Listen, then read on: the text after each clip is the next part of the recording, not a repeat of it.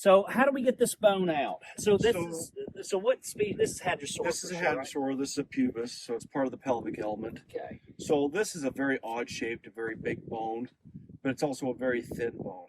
So this bone, if we were to take it out in one piece like that without protection, it's going to get broken. Right. If we were to jacket it and try to flip it, it's going to be a lot of work. It's going to be hours of work to try to flip that over and get it out of there, and because it's so thin and so the way it's prepped and stuff, it's going to be very hard to keep that intact and not break it anyway. Well, even in a jacket, it could snap. That's what I mean. Yeah, with the jacket, it's still going to break. When you try to get it out of the jacket, you're going to be flexing it. It's going to be hard to work with.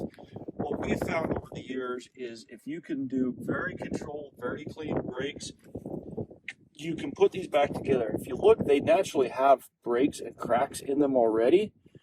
So you can use them to your advantage as long as you keep them together and you just have a nice clean break. They just go right back together and you're going to see the same crack you would whether you took it apart in sections or if you just left it intact. So what we're going to do is we're going to use the already existing cracks. We're going to separate this bone out into pieces, but we're not breaking it because it's already broken.